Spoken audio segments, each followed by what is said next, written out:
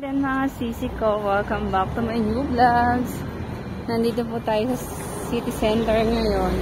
Pabalik kasi ako para kunin yung resident permit ko. Almost 1 month din bago ko makuha. Ganun kasi yung rules dito. Kapag mag-a-apply ka ng resident permit, kailangan mo magantay ng months. Kasi maraming mga nag-a-apply. So for sure, mahaba yung pila. Ay mga sisi ko, nakikita ako na mahaba na naman yung pila. Oh my God. Yan. But releasing lang naman eh. Baka hindi naman siya big deal. Maaga pa yan ha. Sisi ko ang haba ng pila. At least take a number. After we take a number. Mga sisi ko, nakakuha na ako ng number. Ang nakuha ko number is 221. But, sad to say, kailangan muna umalis namin. Pupunta muna kami sa susunod namin pupuntahan sa national agency para i-check kung yung nahuhulog ba sa akin ay papasok sa account ko. Ayun yung plano namin. Ngayon, ang daming tao. Sana hindi na ako bumalik bukas. Birthday ko pa naman ngayon, di ba?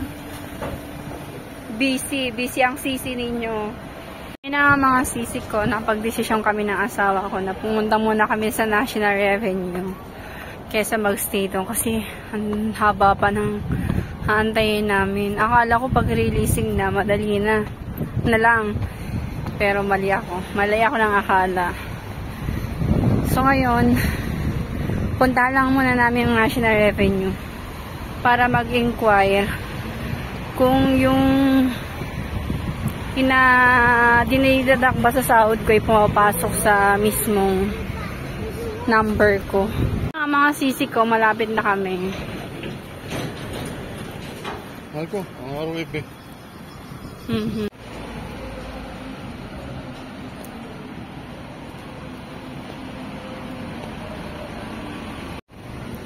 Ayun nga mga sisi ko. Malapit na kami sa entrance. Malaki kasi, nandun na kailangan namin hanapin yung front. Nasa likod kasi kami.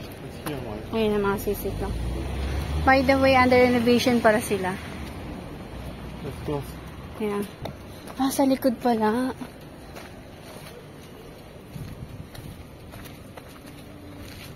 Ayun na mga sisi ko.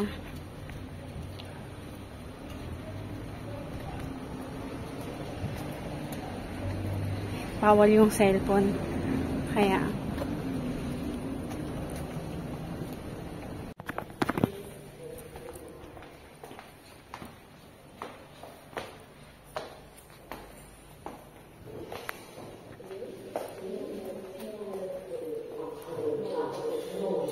walang ganong tao.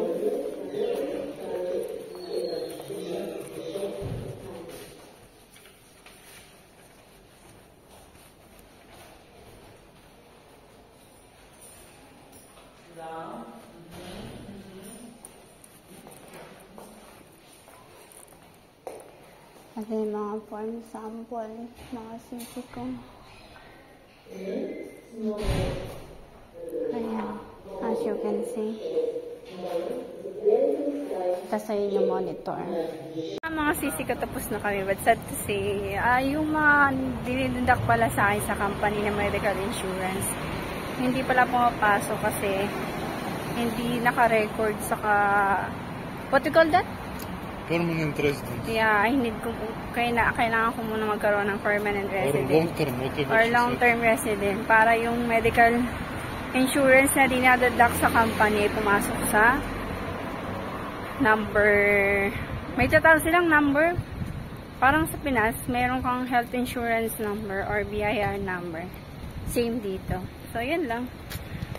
So, kailangan ko kausapin yung HR na no need nang i-deduct sa account ko yung medical insurance every month. Kasi no sense naman. Hindi ko rin siya magagamit. Pero ewan ko kung payagan ako ng HR. So we'll see how it goes. Sisi ko, babalik kami sa immigration office kasi sumaglit lang kami dito. Kasi ang haba ng pila. So wala naman nangyari pagpunta namin dito.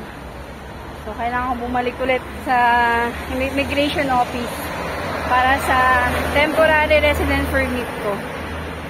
Ang hassle talaga mga sisi ko. Ganun talaga pagpaprocess ng mga documents sa ibang bansa, hindi madali. Parang Pinas lang. Normal na ma-experience natin yung mga ganyang bagay.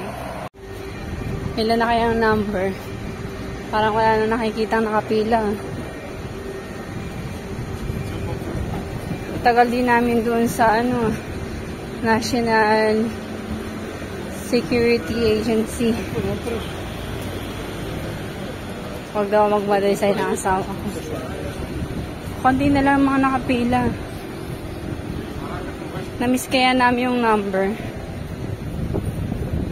Kasi yung malis kami nasa 125. 221 kami. I hope hindi namin na-miss yung number.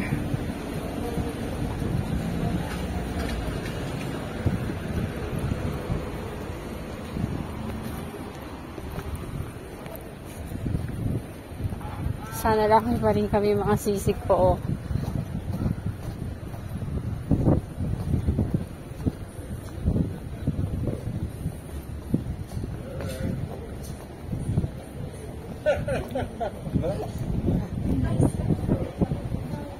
Sisi ko, nakuha ko na siya. Finally, after waiting for 5 hours, imagine. Not 5 hours. Because pumunta pa kami sa sa other government office.